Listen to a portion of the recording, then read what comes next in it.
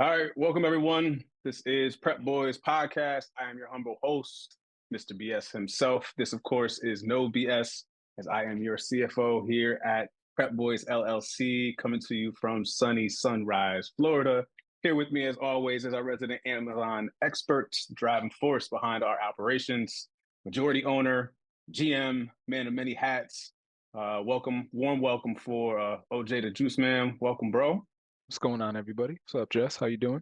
I'm not bad, man. I'm not bad. I can't complain. It's There we go. December, what do we got? I don't even know the date. 21st. 21st. Yeah. December 21st, Ep.007. We're approaching Christmas break, approaching the end of the year. Depends who you ask. You're like, not much of a break, huh? Kids are Yeah, home. right. We got 2 weeks of non-breakage, so we'll see how it goes. I understand, although not fully.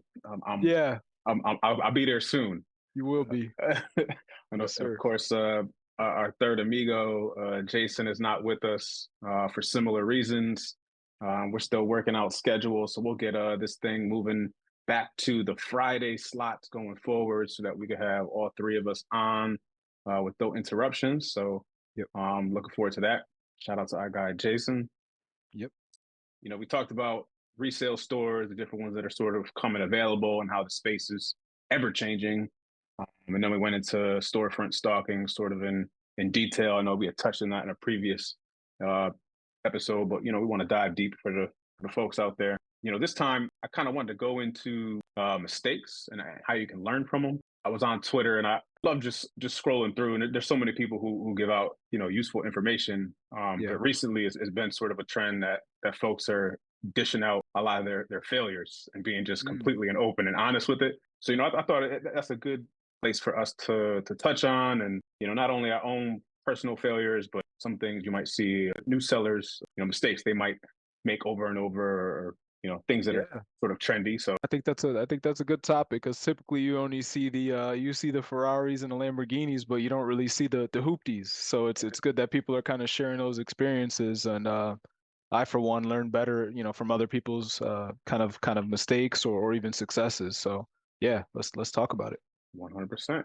All right, so let's get right into it. I guess for the moment, let's exclude yourself. What are some of the biggest mistakes you see Amazon sellers making out there, whether it's 2023 or earlier? Yeah, I mean, just kind of being in the space here for a few years, the old saying, analysis paralysis. We have several groups that I kind of look at or I'm involved in or just a member in. You see people in the group paying that membership fee for 90, 100, $150 for months and months on end before they even, create an LLC, for example. So that's probably one of the biggest mistakes. Yes, I love doing research. It's a Mhm. part of a successful business and foundation for that business. But there comes a point where sometimes you just have to, you kind of got to pull the trigger. You Yeah, did six get his months of toes. research. Yeah, get your toes wet. You don't have to go in and spend 100K on your first buy. But sometimes you create that LLC, which is rather easy to do, and then just jump in. That I would say that's probably one of the biggest mistakes that I see a lot of folks doing. Another is, the kind of tale of either going too deep, too wide. So just trying to find that balance as a new seller is a little bit difficult, where I'll see someone just kind of go ahead and dive in on a potentially not so great buy with just a boatload of units, and then suddenly they have a negative feeling about Amazon because it didn't work for this Yep. particular product. So those are probably two of the larger mistakes that I see with Amazon sellers. Of course, there's a lot of learning curves and roadblocks, but those are probably two of the biggest that I see. And listen, man, I've made both of those, so I Mm, completely I hear you. understand. Yeah. It's tough because when you're not sure about it, you're trying to soak up as much information as you can. But like you said, at some point you got to dip your toes in, get your Right. feet wet, and try it out. That's everybody else. Those are some of the newbies. For yourself, you're obviously well established, so years and years of experience here. What do you think was your biggest blunder, your biggest mistake? Yeah, and I know I've made plenty as well. I think kind of thinking that I can do everything myself, 2019 to 2021 really kind of hindered where I feel like I could have been at this point. Being frugal and cheap really hindered really hindered some of my successes. I would say that's probably number two. And then number three was being able to comfortably and confidently take financial risks. So I know that we mentioned a mistake, and I that is one of my mistakes. One of my biggest mistakes is not being able to buy enough of what I thought or what I know was a great item. So those are probably some of the top three, mistakes that I've made. A couple of them are a little bit easier to overcome than others, but just to kind of elaborate on, the first one, which is kind of being a little bit frugal or cheap. Those are bad traits, by the way. Right. Well, they're not. They're not. It's good to be, kind of frugal and aware and understand what you're comfortable spending. No question about it. But in this business, the big sellers, they're doing 20K POs. They're not worried about a $400 Nike invoice, and God forbid the items are taking 2 years to get checked in at Amazon. Their Amazon business isn't going to crumble. So Yep. you got to realize who you're competing against. But so yeah, my big so to go kind of going back to just being frugal was not being able to going with, let's say, additional storage or another facility to house my products. Which, if you're buying a good amount of products and you're housing them in your basement or in your closet or in a spare room, there's only a certain amount of room you have. So for a couple of years, I had heaters that were 5 feet tall, swimming pools lined through the living room, my kids having nowhere to play, and it's just like, okay, not only is it kind of hindering the household activities, but imagine if I had 1,000 square feet in a warehouse or a storage facility or an office Yep. where I can buy 10 more times and I still know that they're going to sell. 100%. So it took me a while to go ahead and get a storage facility. And how much is a storage facility? 60, $70 a month. Yep. I mean, I got my first storage facility. I loaded it with what was it? I think there were water tables way back in 2021 with water tables from top to bottom, hundreds and hundreds of water tables where I wouldn't have been able to do that here at the house. Mhm. And those sold same month, so I paid for my storage unit 10x, the same month. So that was probably kind of one of the like I said, the biggest mistakes, and just being frugal and kind of not being able to or willing to take the risk. And then kind of on the financial end, like I mentioned, I could go ahead and the old me 2 years ago, I'd spend 1,000 at Nike and I'd be nervous. I'm like, how long is it going to take for my products to get here? What if Amazon loses a couple of pairs? But now, I can go ahead and spend $15,000 before breakfast and know that I am Yeah. confident in my buys. And I know that the items are going to sell. So those are kind of two things that you'd have to learn from. Some will be a little bit, more personal because everyone has different, financial capabilities and funding at their disposal. I would say those are probably some of the biggest kind of mistakes or learning lessons I made. And that makes sense because, you know, at this point you're more established not only in your Amazon business, so you're more confident in what you're doing and being able to move the product, but established in life. So financially, you're not going to be as caught up with $1,000 purchase. So that's Yeah, completely understandable. Newer sellers, you might want to pump the brakes just a little bit on spending $50,000 first month. sure. You could ease yourself into it just a little bit. Definitely. Yeah, I could agree with that for sure. Unless you get some, I mean, of course, some people may be new sellers, but they could have, six figures or more at their disposal. That's true. And if that's the case, get yourself a mentor, get yourself a sponsor, and have that money, put that money to good use and consult someone before you potentially make a big buy like that. That's always an option too, because I know there are several people who can jump into this and with a ton of money, Yeah. and then really kind of explode from there. So 100%. I follow a few ex-athletes and actors and that kind of thing who are getting into the space coming with you know great. in pockets already, and to that point, it's more the mentorship Yep. aspect. But okay, so what is the impact there of some of those blunders that you went through? How did that impact your business long Yeah. term, and what were the things that you took away from it? And me being a seller and a former athlete and just being competitive. I know we're both competitive. Jason, I know he's competitive. You're comparing yourself naturally to the people who kind of are in your circle, or started when you started.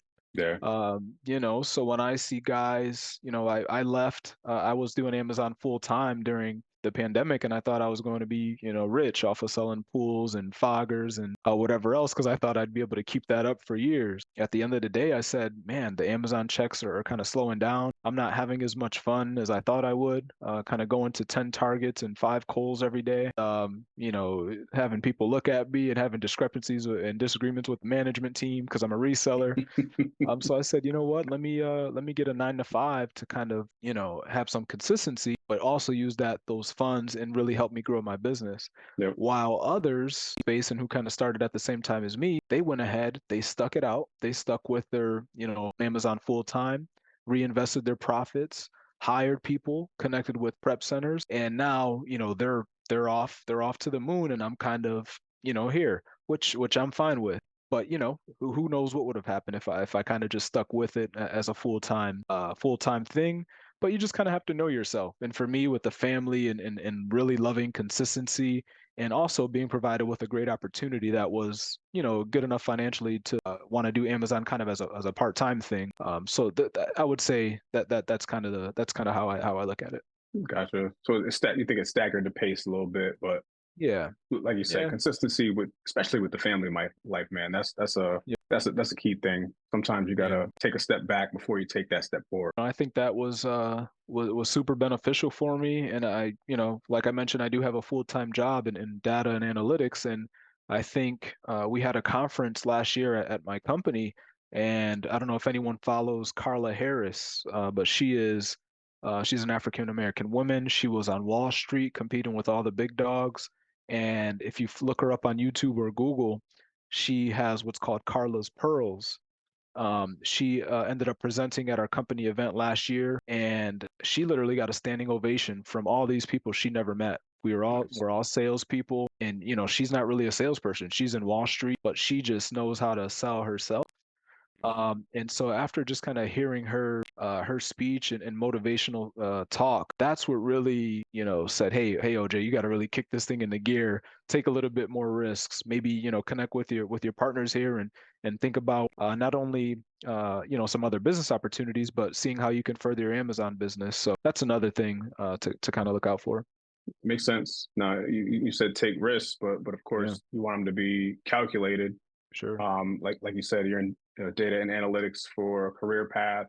Um, so I guess let me ask you, how do you sort of differentiate between a calculated risk and a more reckless decision? Yeah, and that's gonna come. It'll come with time for sure. But one of Carla's things that she says is utilizing your network. And then I think we spoke to this a bit earlier, which is having a mentor or a sponsor. And those are kind of two different things. So a mentor, they're going to kind of coach you. They want the best for you, so on and so forth. But they're not going to hold your feet to the fire. They're not going to say, hey Jesse, this is what you need to work on. This is awful. Or you didn't do a great job here.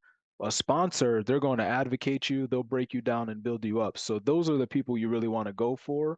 You want to get someone who is going to be a sponsor for you. So when you walk into, let's say, a conference where you're looking to connect with wholesale buyers when it comes, or wholesale sellers when it comes to Amazon, you want someone to be able to vouch for you and be like, yeah, this guy submitted 20K POs, 50K POs. Hmm. He's always paying, on time. So that's kind of uh, what you want to look at there. So you already kind of went into a strategy for it. Yeah. I'll let you speak to it, but of course we have the prep center here.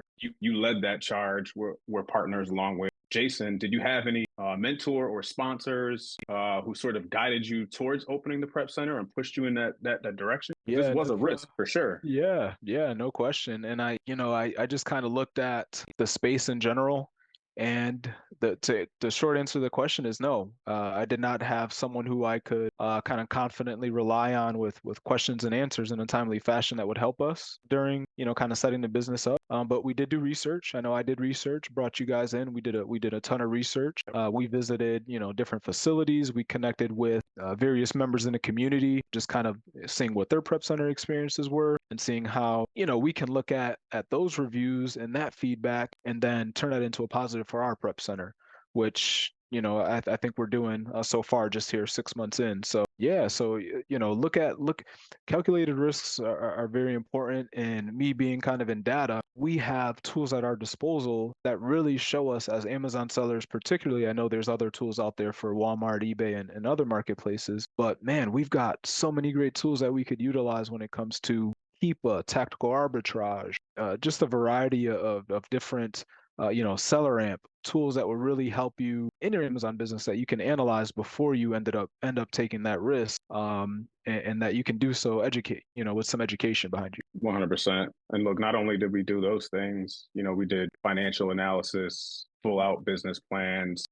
projections, looking at our costs, not only for the actual startup, but to keep us operational if things weren't going well. So Right. getting that to that level of detail is something that you need to do anytime you're taking a calculated risk in Yeah. any business that you're opening. If you're doing so with a new Amazon store that you're opening up and you don't know how, then take that mentorship or sponsor piece, or Yep. join a group. There's software out there that can assist you now. Uh, Mhm. Chat GBT can help you out with business plans and projections. There are ways that if you're not into data and analytics as a profession or an engineer, there are ways that you can sort of manage the space and still get some good data. For sure. Yeah. I mean, there's you, and today's, we're in 2023, almost 2024 here. Maybe it'll be 2024 when we see you guys on this episode here. But there's too much info out there, a lot of free info for you to just say, I don't know how today. Like in anything, just kind of on a personal aspect, and I know Jesse will get a good laugh out of this. I mean, I've never been able to put together a four-piece table as far as building something. I never been able to hammer in a desk or anything. And this year, after hearing Karla Harris that I just spoke about, talk about taking risks and challenging yourself, I said, you know what? I want to build a Lego set. Did I start with 100 pieces? No, I started with 2,000. And I thought it was worth a $200 risk to challenge myself and build something that I could be proud of. And now I have a nice little collection going. So, Mental uh, gymnastics. yeah, exactly. So, we made it happen. We took the information that we had at our disposal, which I think anyone could watching any of our episodes. There's plenty of nuggets that we drop in there Yep. by now, which I think you could at least help you with some, with either some buys or how to go about your business. You don't get places without taking risks and Mhm. getting your foot in the door. So, can you give me an example of, a calculated risk out there, whether it's in 2023 or not, that has paid off for you? Yeah. So this year, I think, and I'd love to talk about just Amazon, but as I mentioned, there's More than life outside of Amazon. So yeah, I 100%. mean, we ended up purchasing a duplex here this year, and obviously it's a tougher climate, so it was a bit risky, considering what the rates are currently. It was a real fixer-upper, no question about it. Needed a lot more work than the numbers initially look like. But hey, I mean, after looking at the numbers and having my real estate background, I felt like it was a calculated risk of a buy, and I thought it would, be a good ROI within a short amount of time. So went ahead and made that happen. The holding cost and holding time was a little bit longer than anticipated, but after the 6 or 7 months it took, walked off with a nice five-figure sum of 20 grand for one Nice. closing. And I never lifted a hammer, I never lifted a Yep. paintbrush. I did a few docu-signs, made a few calculated decisions, and made it happen. So I would say outside of Amazon and some of the success that I've had this year, that's probably my biggest success, considering the amount to work ratio, I would say. And not to cut Uh, you off, but let me mention yeah, that you did so while we were opening up the prep center. So yeah, that was risky in you and of had itself. you had multiple side businesses going on while you're taking that on. So Yeah. yeah, kudos to you, bro. Yeah, thank you. So yeah, I mean that was it was just something where, and that comes back to having a mentor and sponsor and just a network, because at this point now I get deals on my phone, I get deals on my email. This particular real estate deal was a gentleman I worked with in a past life at a rental car agency. He was my director. I was one of the store managers, and 6 7 years later we maintain contact and friendship. He's Nice. doing really well in a real estate business, and so he said, "Hey, OJ, I got a deal for you. What do you think about this duplex?" And you know, I would have never made it happen if it wasn't, for having those mentorships. I hear you. So As we're looking into 2024 here, you see any emerging risks that you're thinking about and you're contemplating? Should I pull this trigger in the coming year? So 2024, I just think that, kind of given what we did in 2023, I'm not a big fan of going backwards. Yep. So, we've got a certain amount of clients at the prep center. I've done a certain couple hundred grand here on Amazon this year. So, let's double it, let's triple it. Yep.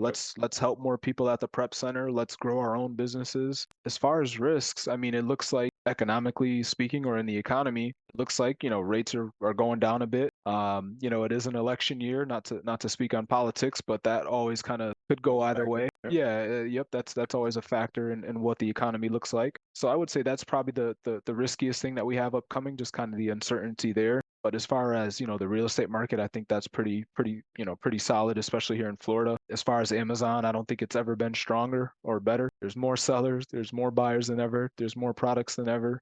And Amazon, of course, has a boatload of money to, drive people to their site. So I just think there's opportunity. And if you're sitting on your hands and watching for months, I challenge you, join a group, give Jesse a call, shoot me a DM, and yeah, let's dive in. Big facts. Yeah, for sure. Definitely want to expand on what we started in 2023. I know for myself, I'm definitely looking at some of my investments as some calculated risk, specifically the crypto industry. I'm betting on an extended bull run for Bitcoin and Litecoin, and we'll see how that pans out for me. And then also here on the prep boys side, I don't want to say too much because we're still trying to work through this thing, Mhm. but we think we have a path uh, for tax free. So I think that would be not only huge for us, but huge for a ton of sellers who are trying to get prep centers. I know those tax free markets of Delaware and Oregon, are kind of saturated at the moment, and those prep Right. centers are doing fantastic numbers. Of course, everyone wants to take advantage of some of those savings. You could be talking anywhere from 1% to 10%, depending on what state you're in. Yeah, no question.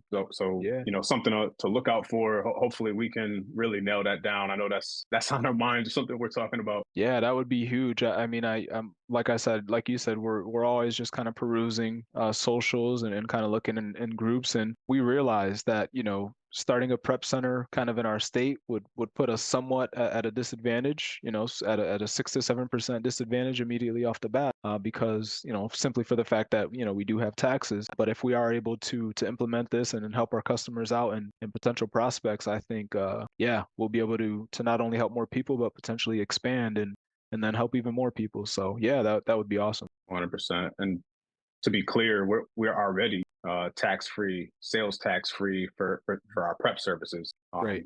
We comp that for all of our customers just to Yeah. stay competitive. So something we're Yeah. trying to expand on Yeah, for next year. and I think we right now, we don't have visibility to kind of the total revenue for a few of our sellers, but we can get an idea. And I know we've got a couple of $1 million sellers, and in order to sell $1 million worth of stuff, you don't buy $1 million worth of stuff. You buy $3 to $4 million worth of inventory. Yep. So with that being said, $3 million times 6% is a lot of cash. 100%. So yeah, we look forward to again helping not only those large sellers, but some of the smaller sellers out there as well. I know that, like we mentioned earlier today, if I had a prep center in 2019 to 2020, I think I would be, at that $1 million mark at this point. But it took a little bit while longer. I mean, I personally think you're going to hit that mark in 2024. So I'm looking Oof, forward to it. man, I'm I looking can't. forward. I gotta get on Hyundai's account and start selling some Hyundais on here on All Amazon. right. We went through, some of the mistakes, Mhm. some of the calculated risks.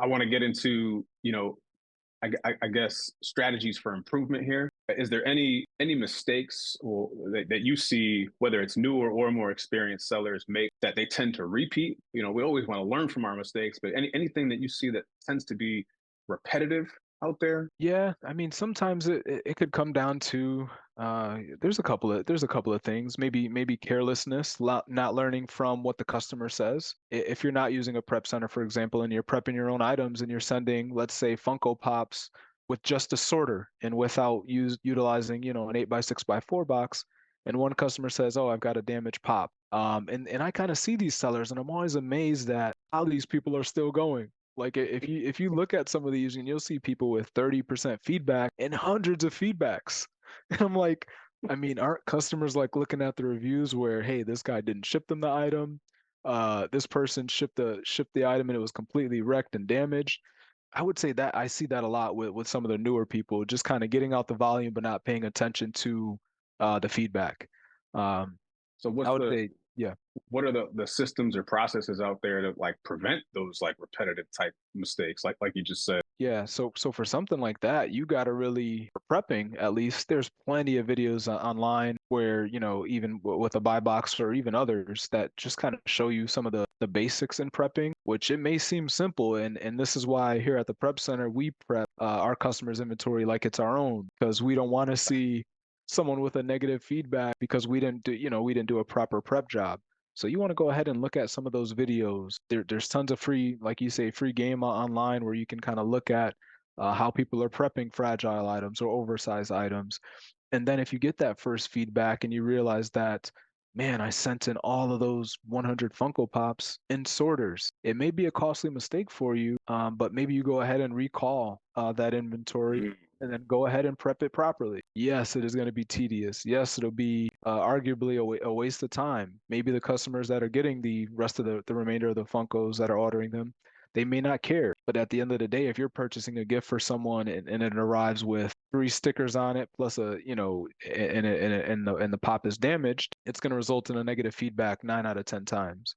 So those are just the kind of things that you have to look at. I wouldn't really say, yes, there are feedback tools that you can utilize, like a system called Seller Tools, where essentially, if you're doing FBA or FBM, you could automatically request reviews. And of course, I would only do this if you're selling things at a fair price, for one. And then if you're confident in what you're selling, because if you're requesting reviews selling counterfeit items, uh, Use sneakers. used sneakers, items that are priced, and I'm a reseller, you're a reseller, this happens, items that are priced 10 times over MSRP, maybe you don't want to ask for a review. You know what I'm saying? But I use Seller Tools personally, and I think it really helps elicit feedback from customers and is legal to Amazon. Look, something simple I would recommend. We call it in the aerospace industry standard work, or you Mm, can call it just a script. Once you've done something a million times, you know exactly how to do it. It's in your head. But when you're new to something, it helps to make yourself a script, write everything out step by step, keep that with you so that you're following that exact same process yeah. over and over and over, and you just hammer it into your head the right way rather than trying to do it by your own memory and being forgetful one time. It only takes one time for you to mishandle, misprep, if we're talking about prepping, but it could be Right. anything in your business that, you just missed that one step and you kind of, messed it up for yourself in the long run. Yeah, and that kind of that resonates with me because I know, kind of when I started back in 2019, and that was probably one of the mistakes I made, and that's not documenting processes and procedures. I was operating as Amazon, I wasn't operating as a business owner. So I was pretty much focused on sending things in and getting them sold, buying, sending things in, getting them sold. I was not documenting my process. I was not documenting any KPIs. I wasn't keeping track of how long it took me to prep,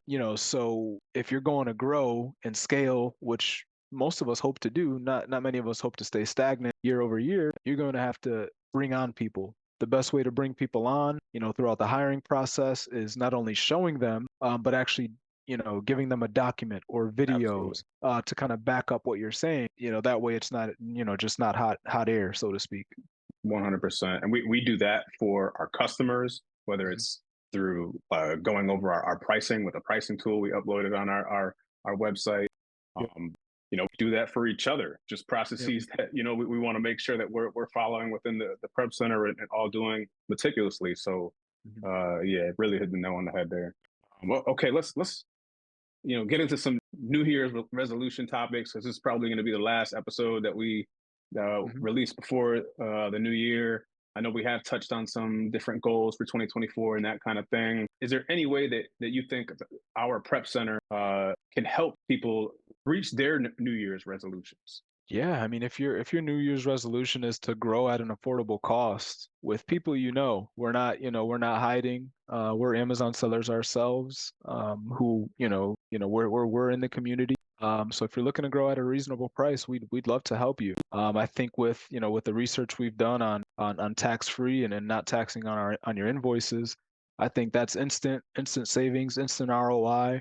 And it may be something where, once we kind of finalize this, we'll have to kind of look at maybe pausing some of our onboarding because we may get a little too large for the space, which comes with the territory. But I would say, yeah, I would say that's a resolution we could help with, help you with. As far as me and my resolutions, I would love to go ahead and kind of 3x what I did this year. This year it's ended up it'll be a couple hundred grand and kind of part time, as you mentioned, with real estate and the prep center and the not and the full time job. It has been a successful year, but to say that I can't do better, I just don't believe that. So I think 3xing what I did this year as far as Amazon would be fantastic.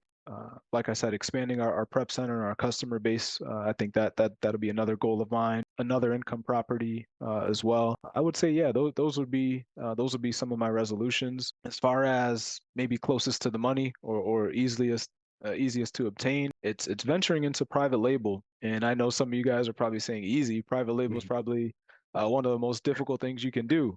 You said that, and I Um, heard oohs and ahs in my head. yeah. Nobody's there, but I heard ooh. Right. So I mean, and that goes back to our earlier point, which is surrounding yourself with a network and mentors who just they make that learning curve from this to almost flat. So when you have guys who deal with logistics and overseas shipping, you're able to make a call to them and find and figure out the best rates. When you have a person that lives in China and can view warehouses for you that you're able to develop connections there. So it's all about developing a network. And my goal, another goal of mine, like I mentioned, is PL, but it is to kind of grow that network, which I think we're doing a good job on Twitter, just offering a lot of value, creating these videos and getting that out to the people. And I would say probably the fifth one be let's get some community involvement here on our podcast. I know personally, just being a podcast viewer or watcher myself or listener, it's awesome to see some members of the community come in and share their experiences or how they've grown their business or some of the pitfalls or mistakes they've run into.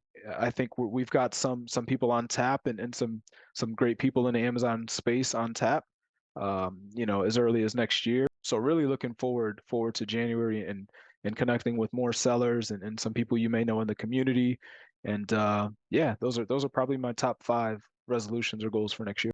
For myself, it's definitely expanding my Amazon store, definitely getting more customers into the prep center. Of course, I'm expanding my family life. So Yeah. that's going to take the number one priority. I'm super excited about that. For my 2024, I don't want to go too crazy with the goals, but Yep. I'm big on hitting my goals. So I'm going to keep it there, try my best to make those 3 come true. And then, we'll see what happens for 2025. Yeah, no, that's dope. And kind of putting on my manager hat is, SMART goals, which, if you're in management or leadership or, you have a good manager in your life, specific, measurable, attainable, reachable, and time bound. Yep. Those are, those are SMART goals. So if you're gonna say if you're doing 100,000 this year and you want to set a goal of 2 1 million million. next year, right? Let's be realistic. You're already putting Yep. yourself at a disadvantage, and what that Yep. does to you psychologically, it makes you feel defeated. So Yep. set those 100%. goals that are close to you, that are yes, you're gonna have to work to get them. Let's make sure you could actually reach the goal before you set it. Okay, last question here. Do you have any advice out there for the sellers that are sort of hesitant to continue? Perhaps they, have made too many repeat mistakes or they're struggling to find a rhythm or they're not profitable. Any words of wisdom you could give those folks as we head into the new year? Yeah, I mean, I would say 2 things. Listen, Amazon isn't for everybody.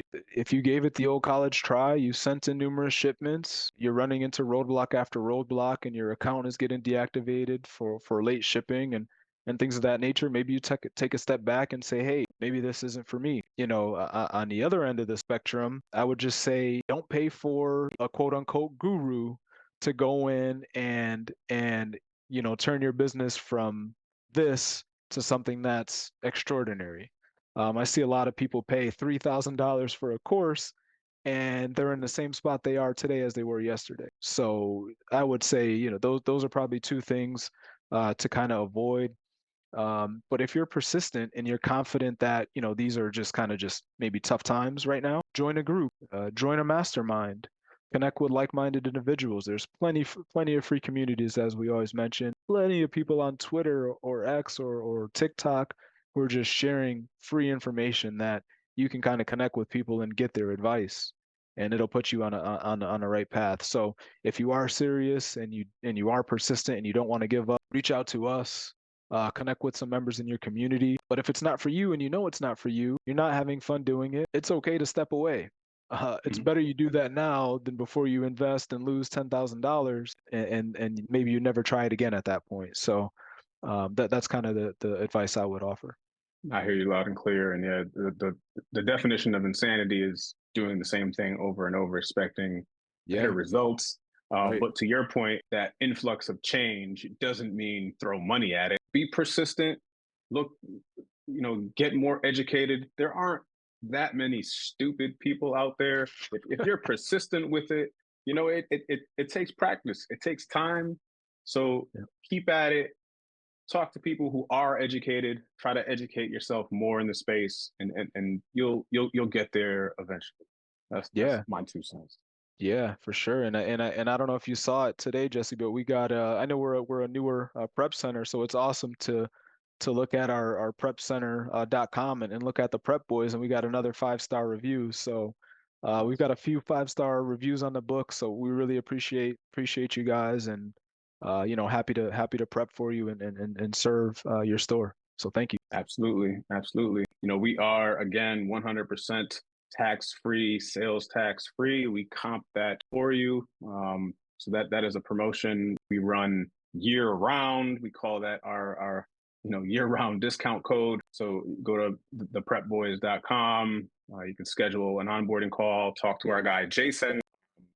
We'd love to have you. Ojo, I know we bring this up every pod. We got the free leads. You want to talk that a bit before we get out of here? Yeah, so we do have our leads list. We've got some Prep Boys specific leads that we offer for free. If you go over to the Prep Boys, you'll be able to look at some leads that I upload every week. There were some last time from the GameStop sale, which I personally made around 6,000 in profit on just the GameStop sale alone. And that was kind of, just a war of attrition and waiting out the people who are undercutting, the buy box and things of that nature until Money Week, which is this week. So I really there's no losing when you go ahead and sign up for a free leads list. There's plenty of techniques you can learn from it. You can save those leads. You can go back to them a month later to see if they're still viable. You can go ahead and do rabbit trailing from those leads. So it's really a no risk scenario, just signing up for some free leads.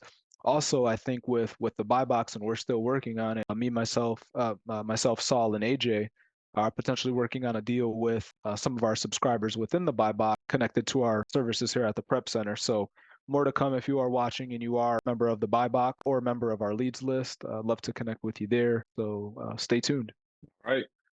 As always, follow us on YouTube. That's where we will post this podcast. That's at Prep Boys LLC to get the full length episode every week. Don't forget to like and subscribe. Of course, you can find us snippets and our other content on Instagram, X, and TikTok at PrepBoys_prep. Also on Discord at PrepBoysFL, like Florida. It's great to have you with us again. I'm Mr. BS. You can find me personally on X at Jesse Prep Boys or on Instagram at bright_shadow_. OJ, where can they find you? Yeah, you can find me on X. I'm trying to become a bit more active. I know I didn't mention that as a resolution, but I'd probably say that would be tied for top 5 for me. Just kind of being a little bit more active. But yeah, you can find me OJ Prep Boys with a Z. It's all Amazon all the time. Looking to help people, looking to learn, looking to grow. So if you're like-minded, please shoot me a follow. Also in Discord, Road to Riches, RD2 Riches. Feel free to connect with me there as well. All right, make sure you tune in next week. We'll have our third Prep Boy amigo, Jason, back with us. We'll also have another buy box staff member, a killer in the wholesale game, Just Dre 718 on Discord. So super excited. That's going to be our first outside member, although, he's sister company with the buy box there. So super excited. That's going to be a great episode.